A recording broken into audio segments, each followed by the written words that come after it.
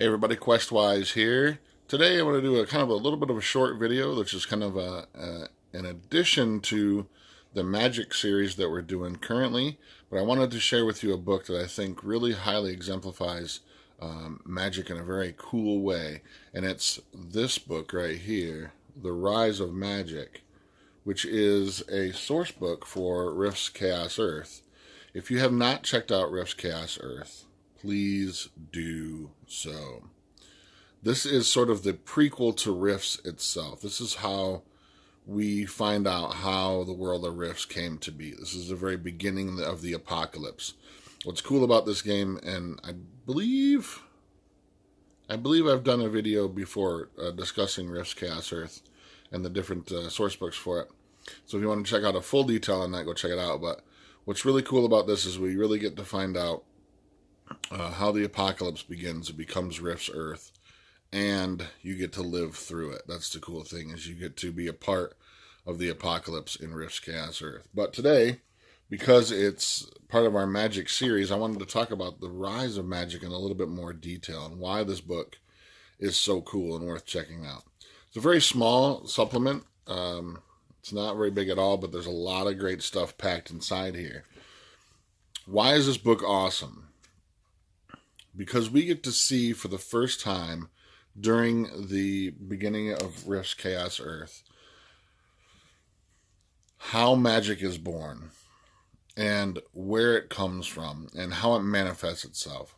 So we know from Chaos Earth that there's the day it happens. These horrible things begin to happen. There are these giant storms that erupt. There are these earthquakes. There's super volcanoes. Everything just begins to just destroy itself.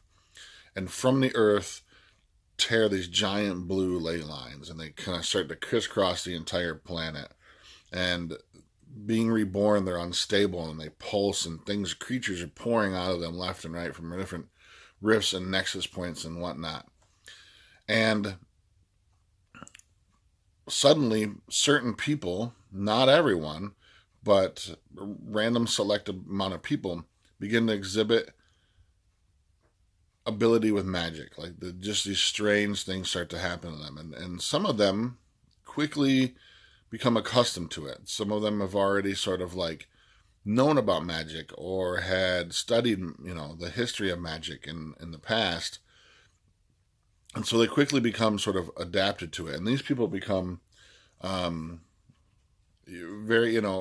become sort of the beginning of what would, later in Rifts become ley line walkers and techno wizards and such. And that's a cool thing. That's one of the cool things about Rise of Magic, is we get to see the history of the birth of the ley line walkers. And here they're called Blue Zone Wizards. And so we get to see sort of the birth of their order, because they've always been very mysteriously hooded, masked people. And we get to see sort of the origin of where they came from in here. The people that are most dangerous, the people that exhibit the most sort of danger from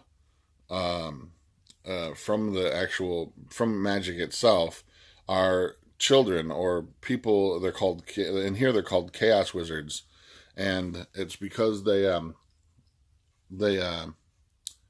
know how to control magic. Sorry, this thing's right here in front of my face the whole time. They don't know how to control magic.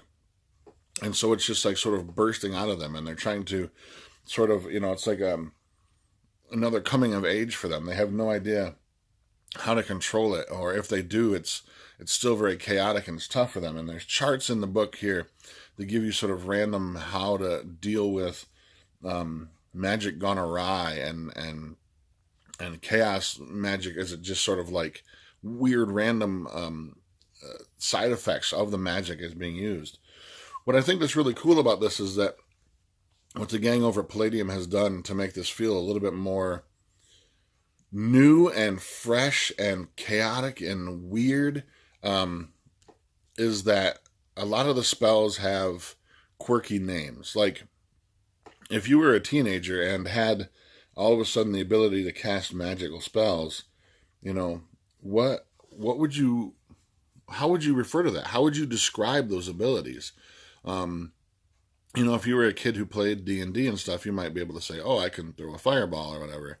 But for in Risk Chaos Earth, D&D doesn't exist. Maybe Palladium Books does. Maybe Palladium Fantasy does. I don't know. That would be kind of an interesting kind of a game setup. But so the kids, these teenagers, have started to give the spells unique names that to them make sense. So, for instance, here's a couple here. Cherry Bomb was one of my favorites. It's just a nasty time-delayed explosion exclusive to the Hater and Warrior Wizards class, so it gives you that kind of thing. The wizard magically generates a small red sphere shaped like a cherry, complete with a stem, about twice the size of a real cherry. If the stem is broken in half, the sphere will explode in 5 minutes.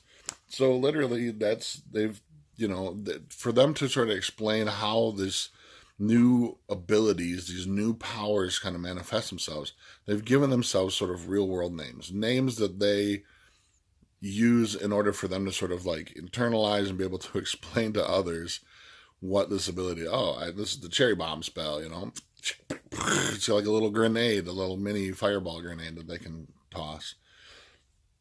There's a lot of other great stuff packed in here, but I think that the reason I love this book so much is that there's a D shifter. There's some really great things in here. Lots of great new spells, including more spells with awesome names like Double Dare, Eavesdrop, Fast Food. I mean, just they have great names, and it sort of fits the tone of this because you're living through the apocalypse and you're playing characters who are trying to survive this horrible time and trying to sort of internalize how this is all coming to be, especially if you're someone who exhibits magical abilities. Because you're in the most danger from the creatures and stuff that are pouring through the rifts because they're seeking out other magical beacons and whatnot. But you're also sort of humanity's hope as well, too, because you have the ability to fight back against these creatures that are pouring out. That maybe normal weapons or normal, machine guns and stuff won't affect, but magic will. And so you become sort of like in danger as well as a danger. And as you may all well know, in Rifts, there's this huge divide between, the Coalition, who's very anti-magic, and the Federation of Magic, who's, very pro-magic. And you get to see sort of the birth of that happen through here. Yeah, if you guys haven't checked out Risk Chaos Earth, I highly recommend it. There's currently, I believe, on the back of here, it talks about some other source books you can use. Creatures of Chaos describes about all the creatures that are kind of coming through the rifts and stuff that you can add to your game. They also throw in the Rifts Book of Magic, which you can draw a lot of more spells and stuff from as well. But there's some great source books for this. I hope to see some more stuff for this in the future, because Chaos Earth is an amazing game. If you want to play an apocalyptic game, I don't want to call it post-apocalyptic because that's kind of what Rifts is. This is an actual game where you're playing them, and you can set it sort of at the time that the chaos ensues, like the minute it happens, the day it happens. You can set it a few months later, a few years later, however kind of in depth you want to go. But what I really love about this game is that you're actually playing the apocalypse. You're there, you're a witness to it, and you're a part of what shapes the future of Rifts. If you have any comments or questions or whatever, pop them in the little pop below, and I'll try to get back to you as soon as possible. But Rifts Chaos Earth, just a little addendum to the Magic series that we're doing currently here on the channel.